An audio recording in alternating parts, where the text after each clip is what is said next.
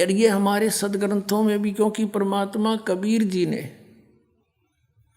सतयुग में सबसे प्रथम आते हैं, सतयुग में उस सतयुग के अंदर आके ब्रह्मा को मिले, ब्रह्मा जी से भी ज्ञान सुनाया।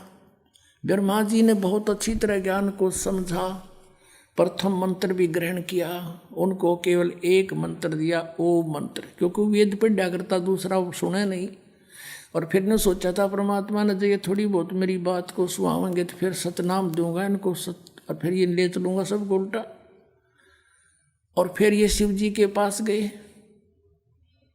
शिव को परमात्मा ने मंत्र दिया, उसको ज्ञान सुना उन्होंने।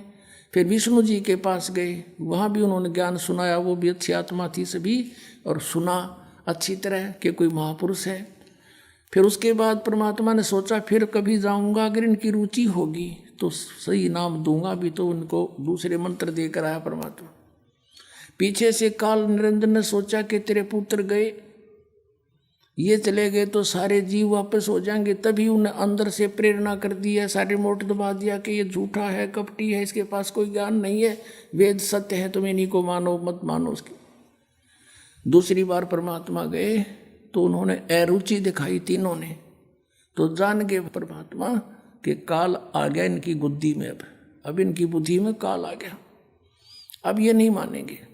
अब वो परमात्मा से सुना हुआ ज्ञान और कुछ अपना अनुभव ब्रह्मा जी ने फिर अन्य को सुनाना शुरू किया। अब वो पुराणों में विद्यमान है, आपको दिखाते हैं।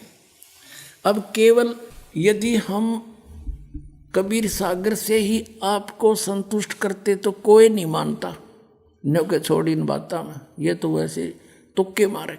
और अब पुराणों में विद्यमान है सारा ज्ञान।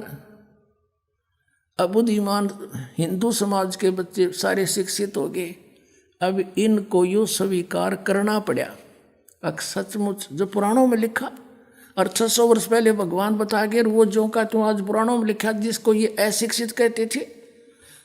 और परमात्मा वैसे तो वो तो अंतर्यामी है, सब भाषाओं को जानते हैं, जानबूझकर मालिक अक्सर ज्ञानहीन रहे कि कोई नू ना सोचा कबीर जी ने ये पढ़ ली होंगी, कुरान पुराण वेद पुराण पढ़ लिए होंगे। और अब इससे हम भगवान पहचान सकते हैं कि परमात्मा जिसको अज्ञानी कहते वो महाज्ञानी, सब वेदों और गीता और पुराणों को जानकार थे, वो तो परमात्मा थे।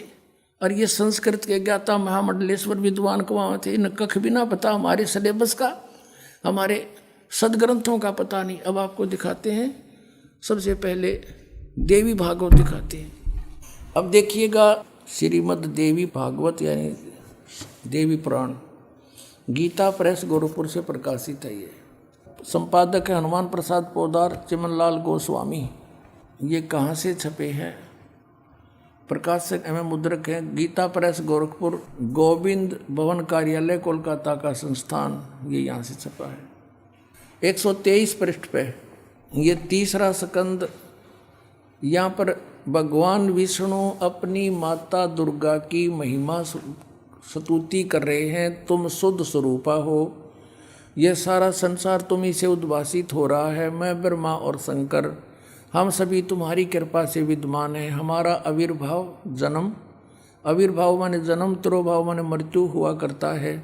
केवल तुम ही नित्य हो, जगत जननी हो, प्रकृति और सनातनी देवी हो। प्रकृति दुर्गा को कहते हैं, ये स्पष्ट लिखा है।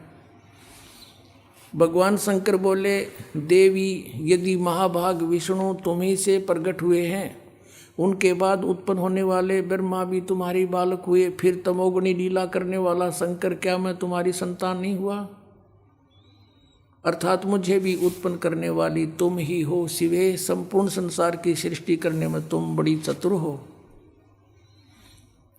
इस संसार की सृष्टि, स्थिति और संहार में तुम्हारे गुण सदा समर्थ हैं। उन्हीं तीनों गुणों से उत्पन्न हम ब्रह्मा विष्णु एवं शंकर नियमानुसार कार्य में तत्पर रहते हैं। अब आप जी ने ये पवित्र श्री देवी भागवत देखा, श्रीमद् देवी भागवत यानी देवी पुराण में 5 कंसेप्ट क्लियर हो गए। ब्रह्मा विष्णु महेश की जन्म मृत्यु होती है, ये अविनाशी नहीं है। इनकी माता दुर्गा है, दुर्गा को प्रकृति भी कहते हैं। 3 तो ये हो गए। चौथा ये है कि रजगुण ब्रह्मा, सतगुण विष्णु, तमगुण शिव जी हैं। और 5वां ये हो गया कि ये ब्रह्मा विष्णु महेश केवल वर्क डन ही दे सकते हैं, ये किसी का संकट निवारण नहीं कर सकते। जैसा जिसका कर्म है वैसा ही देंगे, पुण्य भी पाप भी। केवल परम अक्षर ब्रह्म सतपुरुष कबीर साहब वो परमात्मा है जो हमारे भाग्य के लेखों को बदल सकते हैं, बुरों को। अब देखो, यदि कबीर सागर को अकेले को पढ़ाकर आपको सुनाता तो कोई विश्वास नहीं लाता।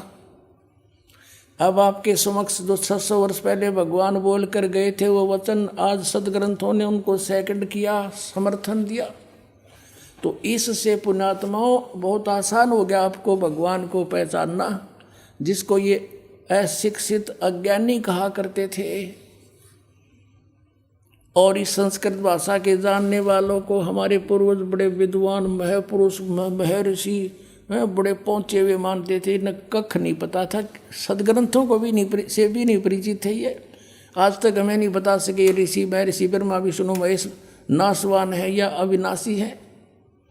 इनके माता पिता भी हैं और सदग्रंथों में लिखे, इनकी जीवनी में लिखे, तो ये कख नहीं जाने थे। लोक वेद सुनाया करते थे।